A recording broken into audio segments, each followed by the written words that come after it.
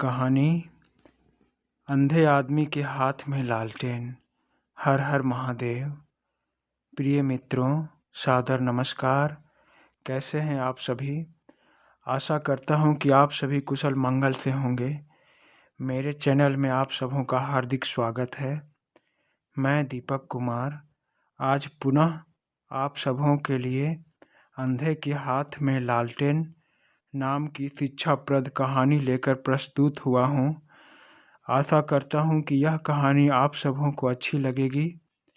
यह कहानी यदि अच्छी लगे तो मेरे इस चैनल को सब्सक्राइब करें, घंटी की ऑल पर क्लिक करें, जिससे मेरी हर नई वीडियो आप सबों के पास पहुंचती रहे। प्रिय मित्रों, आज के इंसान का क्या कहना, जितनी भी तारीफ की जाए उतना ही कम। भले ही अपनी जेब फटी हो, पर दूसरे के फटे थैले का जरूर मजाक उड़ाते हैं। खुद के पास धन ना होने पर दूसरे से कर्ज लेकर अच्छे कपड़े और अच्छे खाने का प्रबंध कर लेते हैं। जबकि ईश्वर का नियम है कि जब बुरा समय चलता हो तब कम खाएं, गम खाएं, दुगनी मेहनत करें, जब तक अच्छा समय ना आ जाए।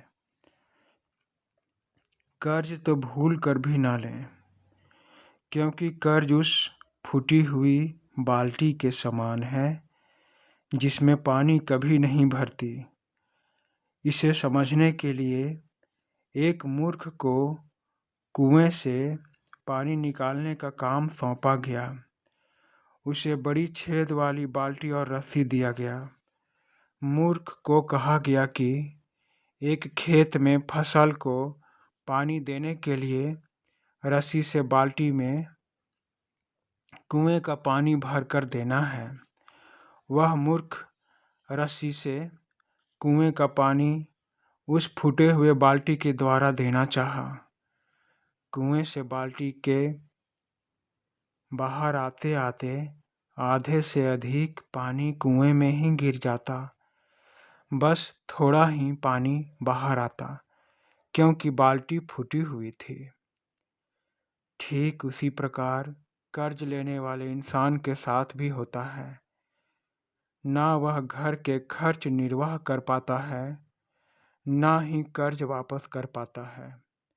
मित्रों, इस दुनिया में तरह तरह के लोग रहते हैं। खुद के चेहरे में दाग लगा हो और वे दूसरों को आईना दिखाते हैं। अपनी कमजोरियों को नज़रअंदाज करते हैं, लेकिन दूसरों की कमजोरी का खूब मजाक उड़ाते हैं। सच्चाई का पता लगाए बिना वे दूसरों के छोटे घाव में नमक मिर्च लगाकर उसके घाव को बड़ा कर देते हैं, और इस क्रिया में चीखते हुए घाव वाले को देखकर उन्हें बड़ा ही आनंद आता है। लेकिन मित्रों, ऐसा करने वालों के ऊपर परमात्मा का बिना आवाज की तलवार लटकती रहती है, और परमात्मा या समय के द्वारा दिए गए घाव बड़ी मुश्किल से भरते हैं। मित्रों, आज मैं आप सबों को एक अंधे इंसान की कहानी बता रहा हूँ, जिसे भी आज के इंसानों द्वारा उपहास का पात्र बनना पड़ा। मित्रों, एक गांव में एक अंधा आदमी अकेले रहा करता था। कहा गया है कि जब ईश्वर किसी से एक गुण छीन लेते हैं तो बदले में उसे दूसरे गुण दे देते हैं। इसी तरह से विधाता ने उसे अंधा तो बनाया, लेकिन उसे दूसरे गुण दे दिए। वह अंधा इंसान अकेले अपनी दिनचर्या के सभी काम अनुभव से कर लिया करता था, जैसे खाना पकाना, कपड़े पहनना, बाजार से सब्जियां लाना इत्यादि। उसके जीविकोपार्जन का साधन समारोह में शहनाई बजाने का था। वह विवाह या समारोह में अच्छी धुन में शहनाई बजाकर धन कमा लिया करता था। गांव के लोग उसे प्यार दिया करते थे। उसका नाम हीरा था। एक बार की बात है, पास के दूसरे गांव में एक विवाह के आयोजन में शहनाई बजाने का काम हीरा को मिला।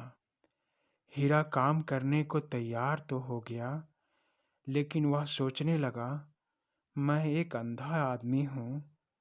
अपने गांव के मैं हर पेड़, कुआं, खेत, रास्ता को जानता हूँ, पर मैं पास के गांव के रास्ते को नहीं जानता कि उस रास्ते में कितने गड्ढे हैं।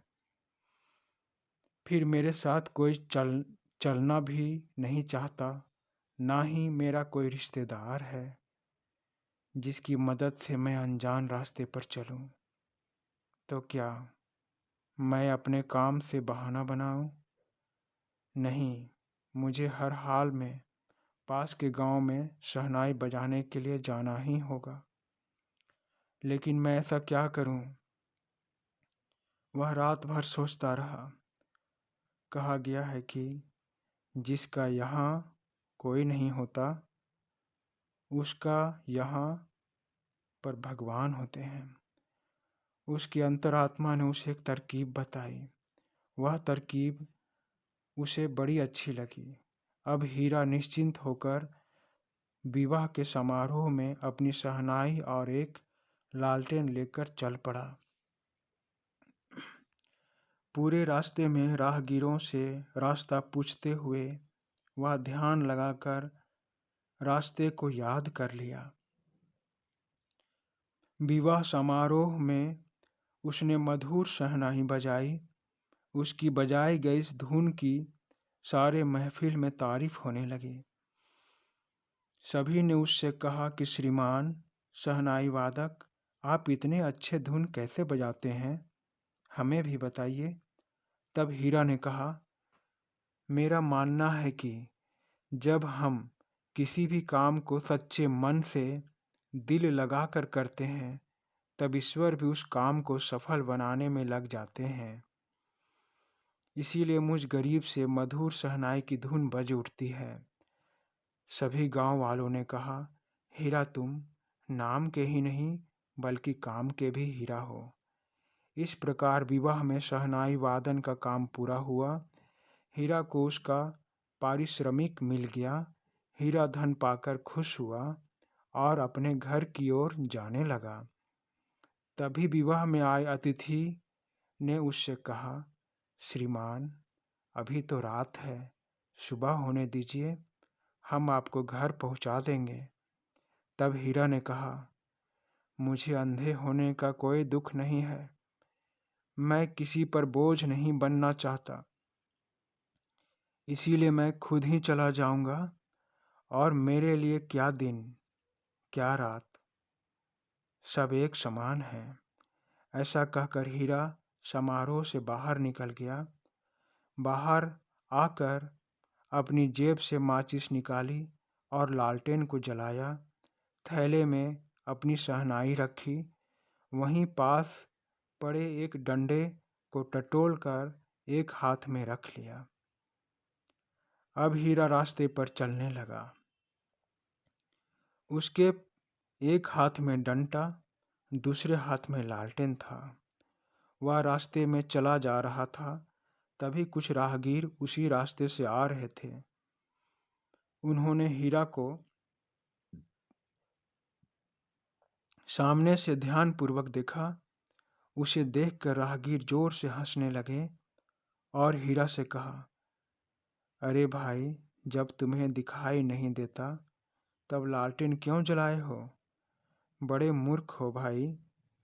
उनकी बातों को सुनकर हीरा मुस्कुराते हुए राहगीरों से कहा, तुम सभी ठीक कहते हो भाई। मैं अंधा, मुझे रोशनी की क्या ज़रूरत है। मेरे लिए तो हर समय अंधेरा ही अंधेरा है, पर यह लालटेन मैंने इसलिए जलाई है कि आप जैसे आँख वाले आदमी कहीं अंधेरे में मुझसे टकरा ना जाएं। आप सब गिरते हुए संभल सकते हैं, लेकिन मैं तो गिरने के बाद ही संभल पाऊंगा। इसीलिए मैंने रोशनी का प्रबंध किया है। हीरा की बातें सुनकर मजाक उड़ाने वाले राहगीर शर्म से लाल हो गए और उन्होंने हीरा से माफ़ी मांगी। इस तरह इस कहानी का अंत होता है। मित्रों, इस कहानी से हमें यह सीख मिलती है कि कभी दूसरों का मजाक नहीं उड़ानी चाहिए। धन्यवाद।